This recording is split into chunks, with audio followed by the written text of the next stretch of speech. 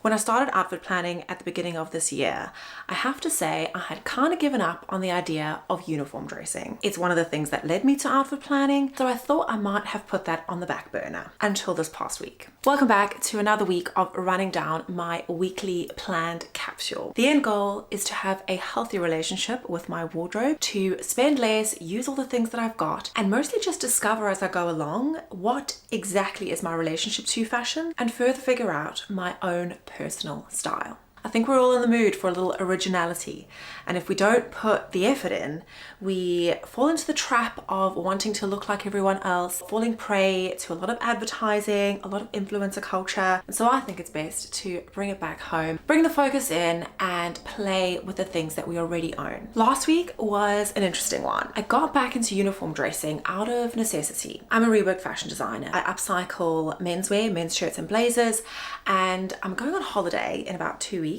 for a whole month. I did a blazer drop this past week. I've got 2 big drops to get through before I leave, and so it was necessary to not spend too much time at all, even less than I usually do, on my outfits for the week. Usually I use my outfit planning for a little bit of experimentation.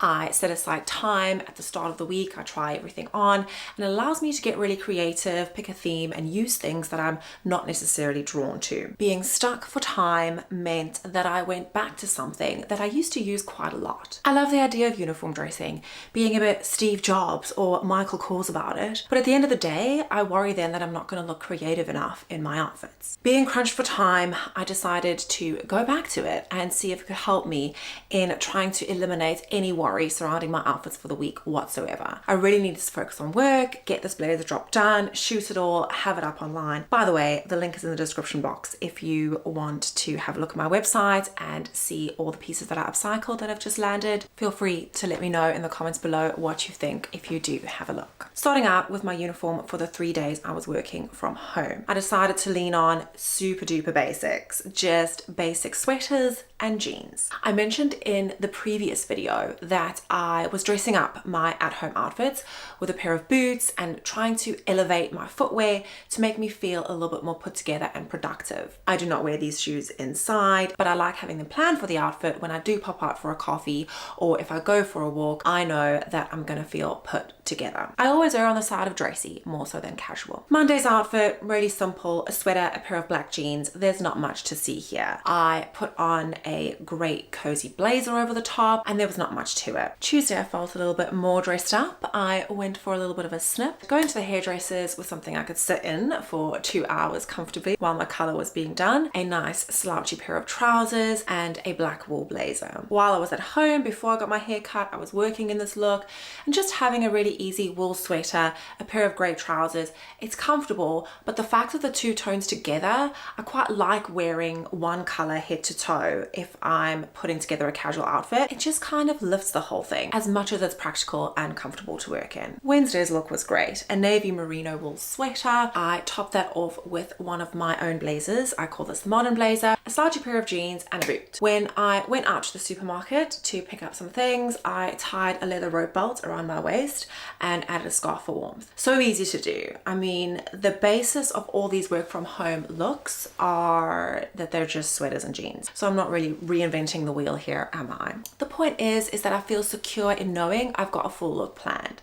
That when I go out, I feel super put together. I don't feel sloppy or slouchy. The mental game of feeling too casual all the time makes me feel like I'm not being productive enough. So being able to use my casual pieces and then pull out a fabulous look is really helping my energy and my mental state when I am working from home. Moving on to my work outfits for my part-time job. So commuting into London, my first outfit for this was absolutely fabulous. Definitely feel like this was my favorite for the whole week. As you'll see with all these work looks, I went to a very menswear place, basically starting with a shirt layer, layering a sweater over the top, and then using a blazer. And if I needed, then putting a coat over the top of that. Someone actually asked me on my Instagram account saying that they don't wear a lot of shirts in the winter, or they can't figure out how to wear shirts in the winter. This is kind of how you do it. You just throw them on on as a base layer and they become a bit of a detail. So putting together this uniform, I started with a gorgeous, it's like a butter yellow. This shirt right here, the original is a Calvin Klein. I have reworked this. This was actually the sample of the first style that I did of the shirt. I call this shirt the Everyday. So it's got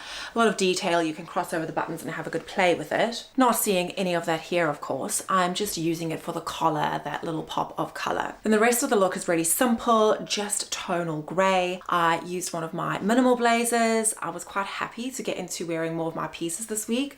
I felt it was quite appropriate, seeing as I was doing such a big drop and a lot of work for my online store. Loved this look, head to toe. A really good tip to go tonal, perhaps then with one pop of color. But even if this was a white shirt or a black shirt, I think this monotone energy really works to help you easily put an outfit together, but still feel really interesting with how the textures and the tones are playing together. This next look, sticking with the exact same idea, going super tonal, mixing a black jean with a charcoal v-neck jumper. I wore one of my shirts called the work shirt. This lovely little checked guy here. Basically what I do with the shirt is I chop the bottom off and then that gives me the fabric to make the necktie. So you get a full matching shirt and tie look. Again here, layering the shirt and wearing your shirt in winter, it's just about bringing in another element of detail. I love just seeing that little sliver of the collar and the tie. You don't get the full design of the piece, but you don't need to. It's kind of like a special little tool, an accessory if you will, but it's also in keeping with, you know, just multiple layers. It's cooler temperatures,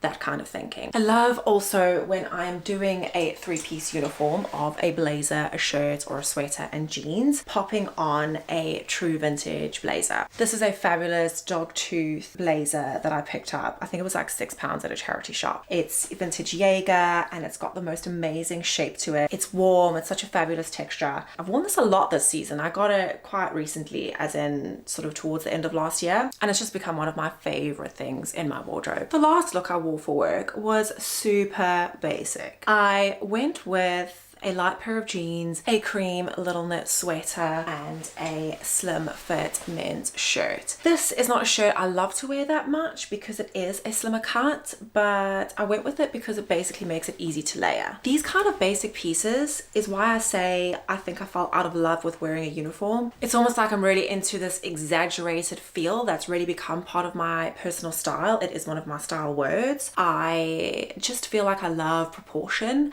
and so slimmer cut things I'm just not that drawn to. However, a blazer can always save the day. I went in with this black wool one. I did a little video on this guy on my design account on Instagram explaining how I came to find it, and there's just a sweet little story about it, so you can hop onto my Instagram if you want to check that out. A great vintage find. All in all, a really good week. Relying on the uniform that I know and love really did work, really allowed me to focus on the work that I needed to do, and I didn't need to get distracted with trying to be too creative with my looks.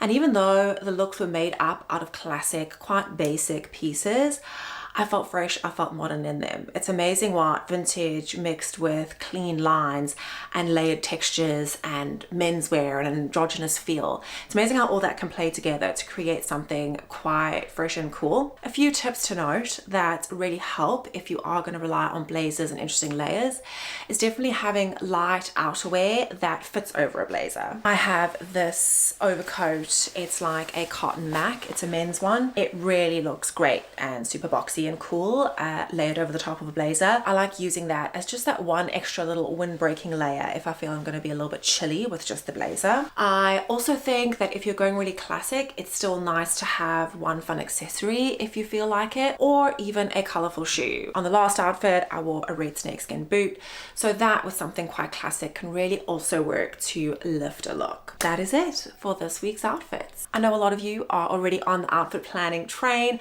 I'm so glad you've hopped on mine and that you get things out of these videos. I absolutely love sharing them, love chatting to you in the comments, so I will hopefully see you there. Give this video a like if you enjoyed, and do subscribe if you haven't subscribed to the channel yet. I will see you soon for another video.